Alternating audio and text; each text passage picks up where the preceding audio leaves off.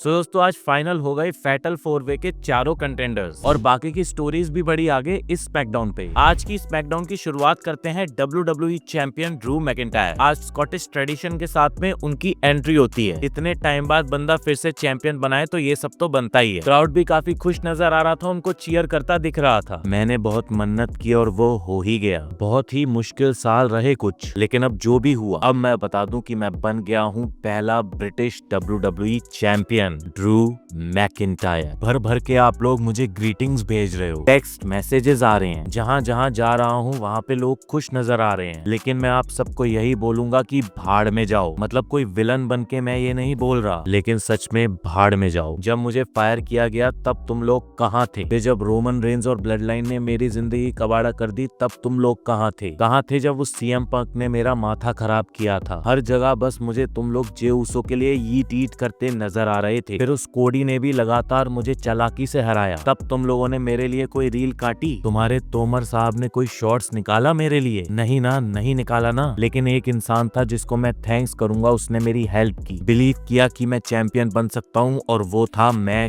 खुद। Thank you Drew McIntyre, और thank you Drew McIntyre तुम लोग भी बोलो। और जरा मैं एक बंदे की और बात कर लूं, फॉर्मर। वाह क्या मजा आ रहा है बोलने में, फॉर्मर। कोडी तुझे पीछे बैठे हुए ये सुन के दिक्कत तो बहुत हो रही होगी। Former former former WWE champion Cody Rhodes. कोडी मुझे पता है तू अब ये रीमैच का भांग भोसड़ा लेके आता, लेकिन इसीलिए मैंने पहले ही निकेल्डिस से क्लॉज में लिखवा लिया था। तेरे जैसा अनपढ़ पढ़ता नहीं होगा तो जानता नहीं होगा, लेकिन मैं बता दूं कोडी बेटा, तुझे कोई रीमैच नहीं मिलने वाला। फिर से लाइन के पीछे खड़ा हो चल। और ये चमकीले चैंपियन का एरा यहीं खत्म होता है और ड्रू मैकिंटायर का एरा यहाँ से शुरू होता है। तभी दोस्तों वहाँ पे आ जाते हैं रैंडी ओर्टन। रैंडी, मुझे लगता है तू यहाँ आया है मुझे बधाई देने। मुझे लगता है तू और सब लोग यहाँ जानते हैं हम दोनों एक दूसरे को बिल्कुल पसंद नहीं करते हैं, तो कोई बधाई नहीं दूंगा तुझे मैं जरा याद दिला दूं, कुछ टाइम पहले तेरे पास मौका था मेरा सर इस कमेंट्री टेबल के अंदर घुसाड़ देने का, लेकिन तूने नहीं किया। लेकिन जब मेरे पास ये मौका आएगा तो मैं बता दूं मैं नहीं रुकने वाला। मैंने तुझे हरा रखा है और फिर से हरा दूंगा तुझे इस टाइटल के लिए, और खाने तो तू वाला ही है RKO।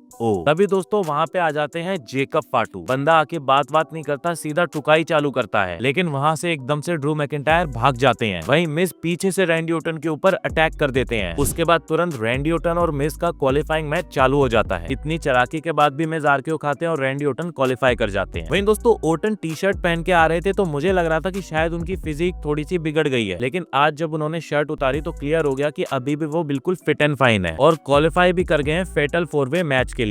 भागो रे भागो, कहीं से आ जाएगा जल्लाद। अरे ड्रू हम पहली बार बात कर रहे हैं। मैं बता दूं तुझे, मैंने पहले ही दिन आके यहाँ टाइटल जीत लिया था, तो पहले वर्ल्ड टाइटल मैच को भी मैं यहाँ जीतूंगा। हाँ जो भी है, अभी मेरे पीछे एक जल्लाद पड़ा हुआ है। तू ये सब ड्रामे बाद में करना, पहले मैच जीत ले। सोलो, तुझे लग रहा है तूने मेरी लालटेन लेके बहुत बड़ा काम कर दिया है, लेकिन तूने तो कुछ उल्टा ही कर दिया है। लालटेन हमारे पास होती थी तो हमारे अंधेरे में थोड़ी रोशनी हो जाती थी, लेकिन जब से वो गई है हम सबके दिमाग में बस काला अंधेरा है, और ये अंधेरा अब हमारे सर चढ़ गया है। हम रोशनी तो वापस लेके आएंगे, लेकिन तुम्हारी जिंदगी में अंधेरा कर जाएंगे। हाँ वो सही कह रहा है, ये बस एक लालटेन है रोशनी करने वाली, लेकिन जब जब मैं देखता हूँ वो जुगनू चमकते, तब तब मुझे समझ आता है कि अब ये सारे जुगनू मेरे हाथ में है, कंट्रोल में है मेरे। तेरी लेगेसी मेरे हाथ में है, और अब तुझे ये वापस चाहिए तो टैग टाइटल लगा दाव पे। और सिर्फ टैग टाइटल नहीं, हम सारा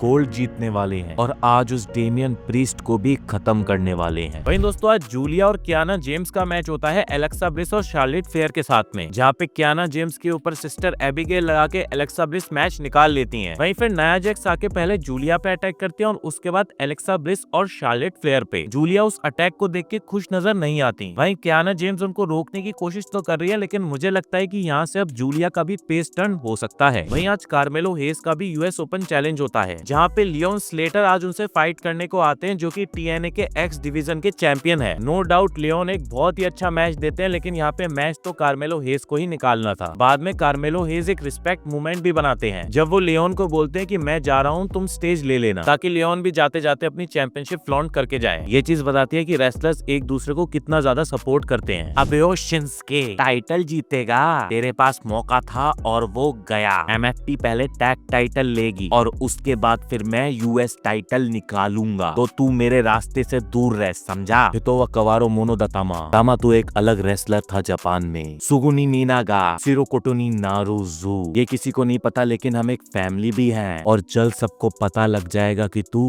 किसकी तरफ है। अरे यश की वो टॉक्सिक मूवी का ट्रेलर देखा? नहीं मर्दान की मुझे ज्यादा पसंद नहीं आई। अबे मैं मर्द हूँ, मुझे तो पसंद आया। अबे सुन भाई देख, मैं एक अच्छे इंसान की तरह प्यार से आराम से बोल रहा हूँ, मास्क दे दे। मास्क? कौन सा मास्क? अबे ये कौन है? ये ले बेटा, जल्द तुम मास्क देगा। मैच सेट करवा लिया है निक एल्डस से मैंने, तेरा और मेरा। ए हाहा, अबे ये स्पाइडरमैन बनाने वाले की तो। वहीं दोस्तों फिर आज चेल्सी ग्रीन का मैच होता है जॉर्डन ग्रेस के साथ, जिसको देखने के लिए जेड कारगिल भी वहाँ आई होती हैं। मैच को तो जॉर्डन ग्रेस निकाल लेती हैं। उसके बाद जेड कारगिल उनसे कुछ बोल रही होती हैं, लेकिन चेल्सी ग्रीन गलती से जेड कारगिल को गिरा देती हैं और जॉर्डन ग्रेस चैंपियनशिप के साथ फ्लॉन्ट करती भी वहाँ नजर आती हैं। बाकी जॉर्डन ग्रेस और टिफनी स्ट्रैटन के मैच के बारे में आपका क्या ख्याल है, कमेंट बॉक्स में बताइए। वहीं दोस्तों फिर रिंग के अंदर आते हैं कोडी रोड्स। आज ज्यादा दम नजर नहीं आ रहा है हम सब में। मैं आता था WWE चैंपियनशिप के साथ, आप सब में भी एनर्जी होती थी, मेरा गाना गाया करते थे और मैं बोला करता था तो क्या बात करोगे। कोई बात नहीं, होता रहता है। आज हम बात करेंगे ड्रू मैकिंटायर के बारे में। लेकिन आप लोगों को पता है मैं ये चीज क्यों पूछता था, क्या बात करोगे? क्यों अपने पॉडकास्ट का मैंने नाम रखा क्या बात करोगे? और ये चीज जानना आपके लिए बहुत आसान है। मैं सिर्फ कंपनी का चैंपियन नहीं था, मैं तुम सबका भी चैंपियन था। दोस्तों ये चीज सुनने के बाद सारा क्राउड भर भर के कोडी रोड्स को बू करने लगता है और ये चीज सुन के कोडी रोड्स भी आज शॉक थे। एक स्माइल दे रहे थे लेकिन मनी मन सोच रहे थे आज वो फंस गए और आज वो एक्सपोज हो जाएंगे। मैं चाहता था हम लोग एक टीम की तरह काम करें और फिर मैं काफी सीरियस नहीं रहा। मैंने इस चीज पे भी फोकस नहीं किया कि वो ड्रू मैकिंटायर भी मुझे हरा सकता है। और अब मैं बस यही बोलना चाहूंगा, Hulk Hogan, Shawn Michaels, Stone Cold और कोडी रोड्स में कॉमन क्या है पता है? हम सब ने लगातार 2 बार रंबल जीता है और सिर्फ एक स्टोन कोल्ड ही है जिसने 3 बार रॉयल रंबल जीता है। और आप लोगों को तो पता ही है मैं मेहनत पे बिलीव करता हूँ, मैं बड़ा सोचता हूँ। अब जिस WWE में हमारे पास इतने सारे गजब के रेसलर्स हैं, वहाँ तो बस खुद पे विश्वास रख के लड़ना ही चाहिए। एक शहर जिस शहर को मैं बहुत अपना मानता हूँ, जहाँ मैं वॉट कल्चर प्रो रेसलिंग में हर हफ्ते आके मैचेस किया करता था ताकि मैं और बेहतर बन पाऊँ, और उसी वजह से मैं वापस आता हूँ अमेरिकन नाइटमेयर बन के। एक शहर जो रेसलमेनिया होस्ट करना डिजर्व करता है, एक शहर जिसने मुझे जमीन से उठाया है। उस शहर में मैं अनाउंस करता हूँ ड्रू मैकिंटायर रीमैच नहीं देगा तो मैं जा रहा हूँ रॉयल रंबल में फर्स्ट एंट्री करने। तो दोस्तों यहाँ तो मैं कोडी रोड्स के लिए क्लैप करूंगा, कैसे उन्होंने क्राउड के बू को एकदम से चीयर्स में बदल दिया। ये पॉइंट उठा के कि रेसलमेनिया यहाँ पे होस्ट होना भी डिजर्व करता है। और दोस्तों इसी को तो एक अच्छा प्रोमो देना कहते हैं। अगर आप एक बेबी फेस हो तो आपको क्राउड को अपनी तरफ टर्न करना ही होगा कुछ भी बोल के। और कोडी रोड्स भी यहाँ दिखाते हैं कि कितनी बुरी सिचुएशन हो वो टैकल तो कर ही लेंगे। हाँ जी, फिर क्या बात करोगे जेकब फाटू की? मैं जब जेकब फाटू से मिला था APW में, मुझे पता था ये टैलेंटेड है। मैंने ये भी देखा कैसे जेकब फाटू सोलो से लड़ा, मुझे ये भी पता था वो जल्द आएगा ऊपर, लेकिन वो यहाँ अभी नया आया है और उसको पता होगा रिसेट क्या चीज होती है। तो बेटा कितनी भी गैस भरी हो तेरे में, तेरी गाड़ी की CNG निकाल दूंगा, क्लच प्लेट तोड़ दूंगा और चालान काटूंगा तेरा जिस दिन जहाँ मिल गया मुझे, समझा? कोडी रोड्स जी तो काफी कुछ बोला है,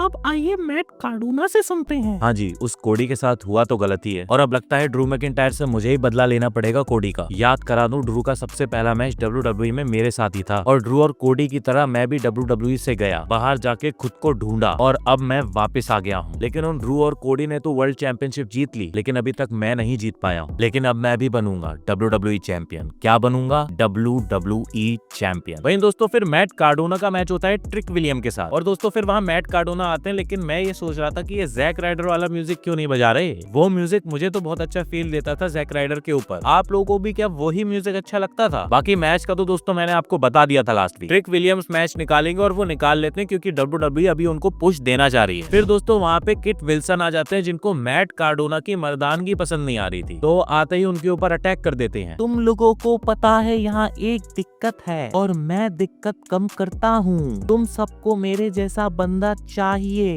मुझे मर्दानगी पसंद नहीं है, मैं खत्म करूंगा ये गंदी मर्दानगी। ये ले तेरी मिठाई। और दोस्तों फिर एक बहुत ही फनी मोमेंट होता है कि किट विल्सन को जेकब फाटू तोड़ देते हैं। माइक दो मुझे यार, अलमी टीम। अबे ओ कोडी, तुझे भोंकना है या ठोकना है? ले आ अपनी चमकीली रिंग में। अब कोई कोडी रोड्स को चैलेंज करे और कोडी रोड्स बाहर ना आए, ऐसा हो ही नहीं सकता। सीधा कोडी रोड्स बाहर आते हैं और दोनों के बीच में मुक्केबाजी शुरू हो जाती है। बाकी सैटरडे नाइट मेन इवेंट के लिए इन दोनों का मैच भी अब फिक्स हो गया है। मुझे तो लग रहा है कि इनकी राइवलरी अब थोड़ी लंबी चलने वाली है। रेसलमेनिया में इस साल अगर Cody Rhodes non title match कर ले तो वो भी अच्छी चीज होगी। ऐसा भी हो सकता है रॉयल रंबल के अंदर जेकब फाटू एलिमिनेट हो जाए और उसके बाद रिंग के अंदर आके कोडी रोड्स को भी एलिमिनेट कर दे, ताकि राइवलरी इनकी और ज्यादा हीट अप हो। हाँ जी डेमियन, आज आपका मैच है सोलो के साथ, क्या बोलोगी? देखो यार, मैं ड्रू के बारे में भी ज्यादा कुछ नहीं बोलता, हमारी हिस्ट्री तो बहुत लंबी है, और ये सोलो के बारे में क्या ही बोलूं। फिर दोस्तों रिंग में आ जाते हैं सोलो सिकोआ लालटेन लेके, और उनका क्वालिफाइंग मैच होता है डेमियन प्रीस्ट के साथ में। अब इस लालटेन के चक्कर में वहाँ पे व्हाइट सिक्स आ जाते हैं, सोलो के एमएफटीज पे अटैक करते हैं और मौके का फायदा उठा के डेमियन प्रीस्ट वहाँ पे मैच निकाल लेते हैं। अंकल आउडी भी अपनी लालटेन ले तो लेते हैं, लेकिन टाला टोंगा की लात खा के फिर से सो जाते हैं, और सोलो सिकोआ वापस उस लालटेन को अपने साथ ले जाते हैं। ये ऊला फाला लालटेन सब कुछ यही बंदा रखेगा क्या? बाकी दोस्तों सच बताऊं तो ये अंकल आउडी का कैरेक्टर भी ज्यादा खास मेरे को नजर नहीं आता। इनसे बढ़िया तो डेमियन प्रीस्ट को व्हाइट सिक्स का लीडर बना दे और थोड़ा सीरियस बनाए यार इनके कैरेक्टर्स को। भूत लोग हैं ये। सैमी सैमी सैमी, तू क्या बोला था पिछले हफ्ते? प्रिडिक्ट कर रहा है कि मैं नहीं जीतूंगा। हाँ, मैं नहीं चाहता था तू जीते, लेकिन अब तू जीत गया है तो अच्छा ही है। मैं आज जीतूंगा, सैटरडे नाइट मेन इवेंट में जीतूंगा, और फिर तेरे से टाइटल जीतूंगा। अबे 11 बार हार चुका है तू मुझसे, और तूने मुझे एक बार भी नहीं हराया है। जीतूंगा जीतूंगा,